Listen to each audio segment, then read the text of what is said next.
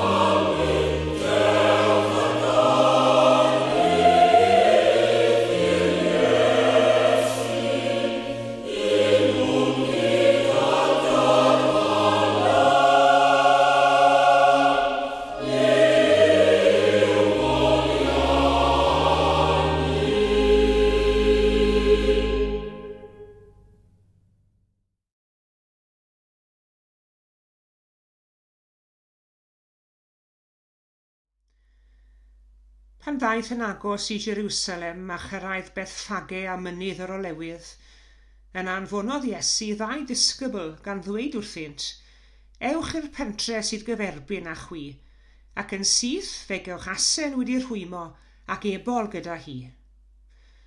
Gollyngwch hi a dewch â hi ataf. Ac os dywed rhywun rhywbeth wrthych, dywedwch y mae ar y milltir I hangen, a bydd yna ei rhoi ar unwaith. Digwyddodd hyn fel y cyflawnid y gair a lefarwyd trwy'r proffwyd. Dywedwch wrth ferch Seion, weled y frenin yn dod atat, yn ostengedig ac yn marchogaeth ar asyn. Aeth y disgyblion a gwneud fel y gorchmynodd Iesu iddynt. Deithant ar asen a'r ebol ato, a rhoesant I mentyll ar ei cefn ac eisteddodd Iesu arnynt. Teinodd tyrfa fawr iawn ei mentyll ar y ffordd, ac yr oedd eraill yn torri canghennau o'r coed ac yn ei teinu ar y ffordd. Ac yr oedd y tyrfaoedd ar y blaen iddo, a'r rhai o'r tu ôl yn gweiddi, Hosanna I fab Dafydd. Bendigedig yw'r un sy'n dod yn enw'r arglwydd. Hosanna yn y goruchaf. Pan ddaeth ef I mewn I Jerusalem, cynhyrfwyd y ddinas drwyddi. Yr oedd pobl yn gofyn, pwy yw hwn? A'r tyrfaoedd yn ateb, y proffwyd Iesu yw hwn, o Nazareth yng Galilea.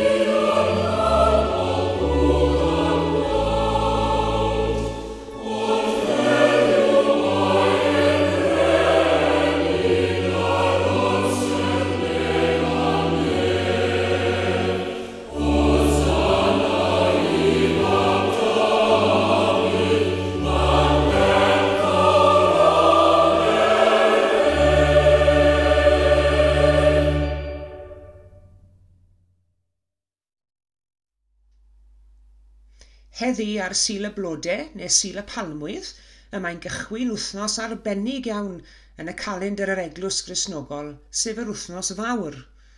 Yr wythnos sydd yn arwain I fyny tuag at ben wythnos y Pasg. Ac yn ystod yr wythnos hon fe fyddwn ni'n cofio am wythnos olaf bywyd a gweinidogaeth yr arglwydd Iesu ar y ddaear hon. Ac yn ystod yr wythnos honno mywyd Iesu, mae yna ddau beth sydd yn amlwg yn does.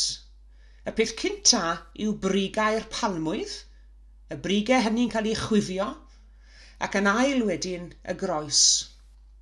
Mae'r cyntaf, sef y palmwydd, yn symbol o'r gweiddi mawr a'r bloeddiog ar y dorf wrth groesawu Iesu, y brenin gostyngiedig, y Meseia, I blith I bobl I hun yn Jerusalem. Tra bod yr ail, sef y groes, yn cynrychioli rhywbeth tra wahanol, yn cynrychioli diwedd I fywyd.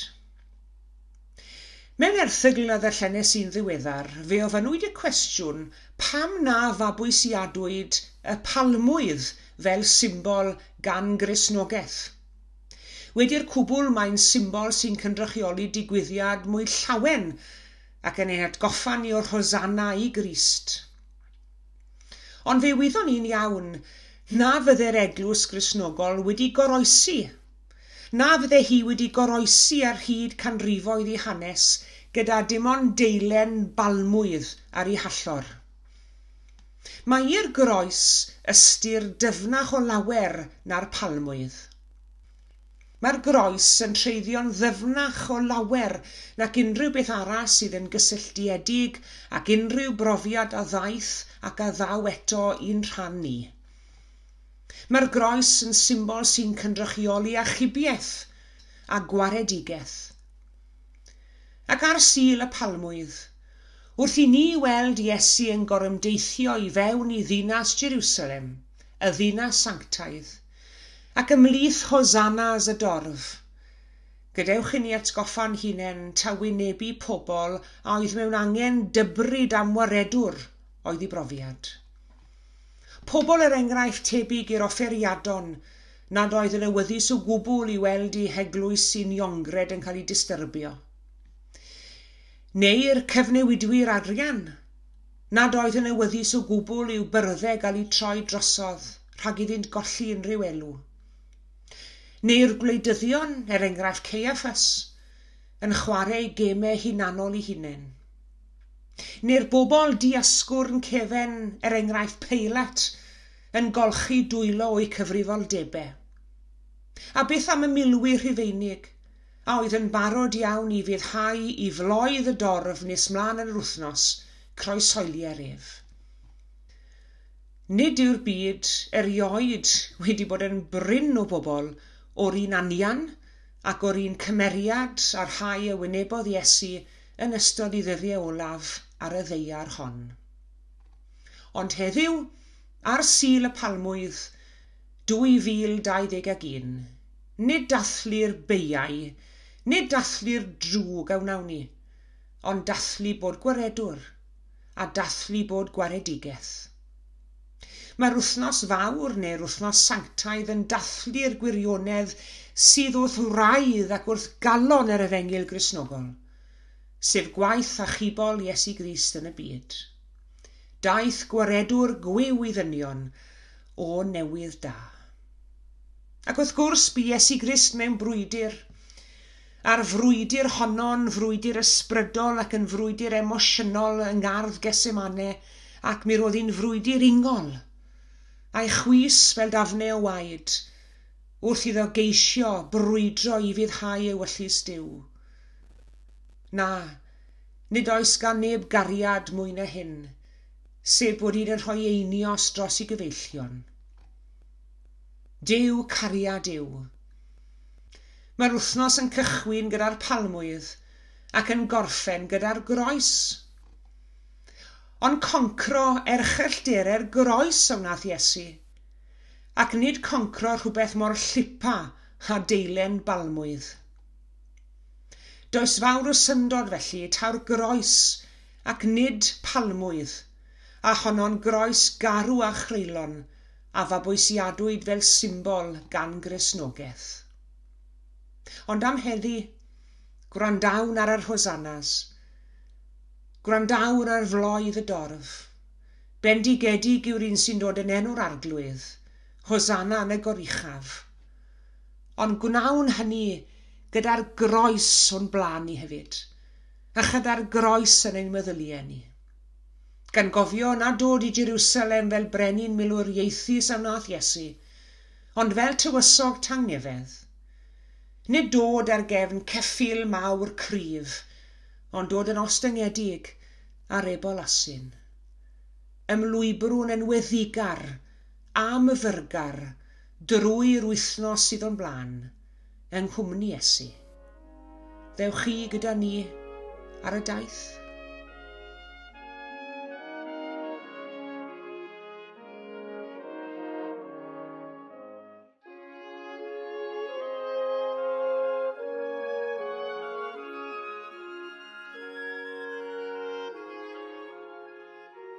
Una presa.